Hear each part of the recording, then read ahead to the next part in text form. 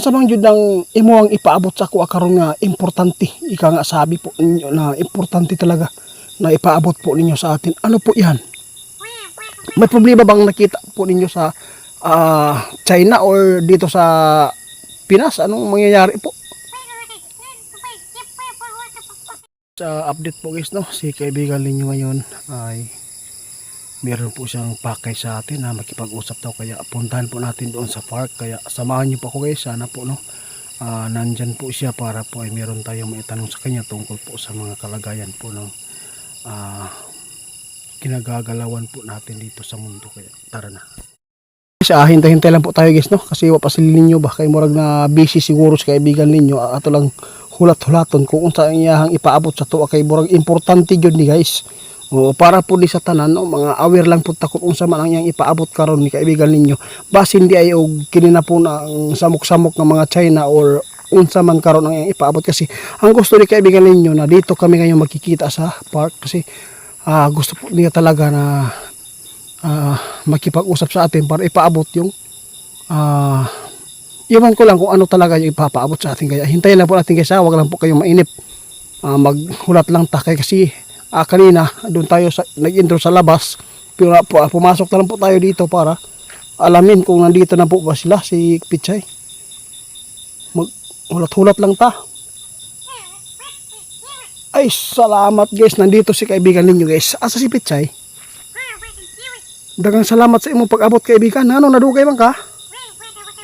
Ay naapa daw siya trabaho guys doon sa kanilang kaharian. Kaya salamat sa hariya. Kumusta sila?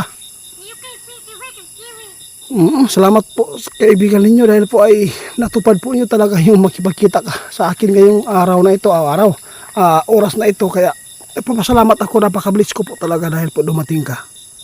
Linyo, kaibigan, unsa man jud ang imuang ipaabot sa ako karon nga importante, ika nga sabi po ninyo na importante talaga na ipaabot po ninyo sa atin. Ano po 'yan?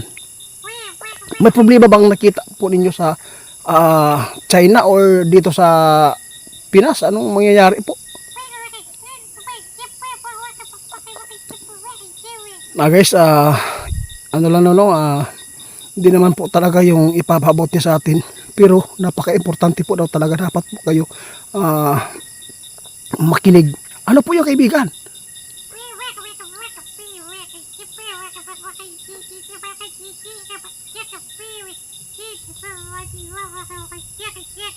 Tama yun ka kaibigan ninyo guys, ang giingon nila ninyo guys, napaka-importante talaga kasi po para ito sa kalusugan daw natin ang ipinapaabot ni kaibigan ninyo sa atin.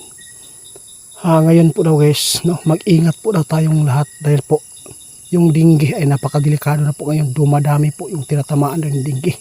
Unsa pa kaibigan, ano pang nakikita po nyo dito sa mundo namin?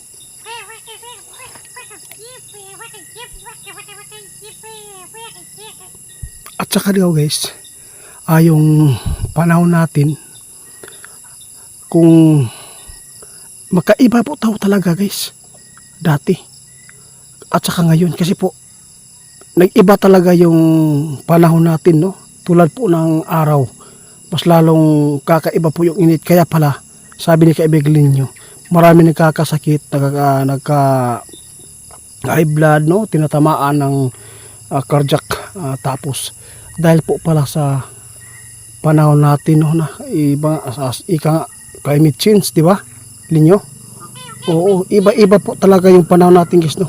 Hindi po talaga totally nag-stay po yung panahon natin dahil po ay lahi-lahi ang nararanasan po natin dito sa atin.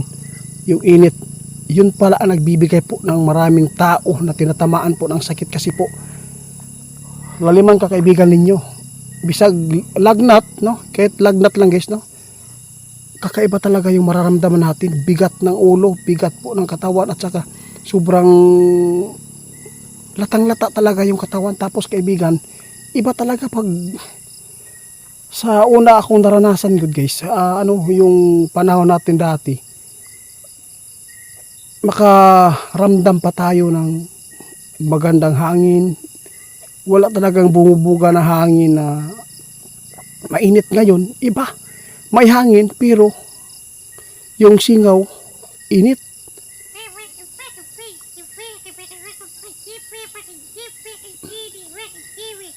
Sabi po ni kaibigan niyo guys, tungod daw sa panahon nga lahi na gyud karon guys.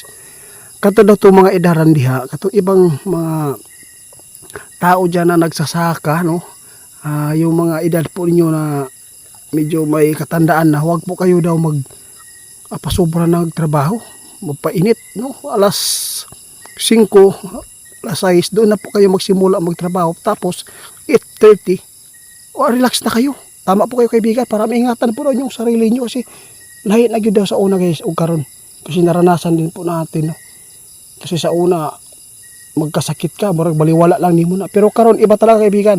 Pag nilagnat ka, pag tinamaan ka ng lagnat, iba yung nasa kaloob-looban po ng katawan mo kasi mabigat yung katawan mo, masakit yung ulo, sipon, tapos hindi ka makakahinga dahil po pala sa panahon na nagkausap-usap ba, mas naglala karon ng panahon guys tungod sa kainit diri sa amo gani guys.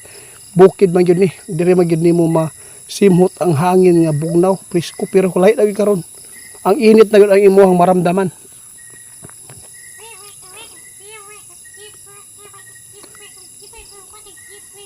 Dapat po daw talaga guys, yung mga bata natin guys, ingatan po ninyo yung dengue dahil po napakadelikado po ngayon. Mas lumala po yung dengue po ngayon, dumadami na po yung tinamaan. Ang sabi ni kaibigan niyo guys, dapat po kung meron kayong mga damo dyan sa paligid, dapat huwag sayangin, ilagay sa palibot, paapuyan para po mag-usok yung mga lamok na nangingitlog po ay hindi po siya maka-isti dyan sa sa tulad po ng mga maruruming tubig dyan sa ilalim po ng mga tulad ng lababo no. Kaya nagpapasalamat po tayo guys no. Hindi ko talaga sana ipapaabot sa atin ito guys no. Sana po ay magustuhan po ninyo yung ipapaabot po natin ni kaibigan Linyo dahil po ay ngayon lang po natin narinig talaga na ipapaabot po niya talaga yung panahon. Iba talaga yung nag-iba na talaga yung panahon natin dahil po lagnat lang, pero umaabot na po siya ng 1 week, 2 weeks po yung mga lagnat dahil po pala sa panahon na nag-iba, climate change. Kaya kaibigan ninyo, nagpasalamat kayo kay mo din na imong ipaabot sa mo. Akala ko yung ipapaabot mo tungkol po sa China at saka yung Pilipinas, baka nagkagulo na naman po. Tinuod na kaibigan, tama ka. Napakalaking halaga po talaga yung ipapaabot ninyo. Hindi man po bago sa inyong pandinig guys, yung dengue. Pero basta importante po talaga yung ipinapaabot ni kaibigan ninyo para po maingatan po natin yung mga anak at saka yung mga matatanda po natin, mga tatay dyan. Huwag masyadong magtrabaho po sa yung sobrang init na po yung panahon, araw. Kasi po doon po talaga magsisimula yung high blood guys no, mag-atake. Kaya ingat po kayo. Alin nyo, meron ako itatanong, ano po talaga yung pinakamabisang gamot din sa mga ganyan, yung tulad ng dengue? Kasi meron kaming nalaman, tulad po ng papaya, maganda yan igamot, at saka yung tawa-tawa, at saka yung durian.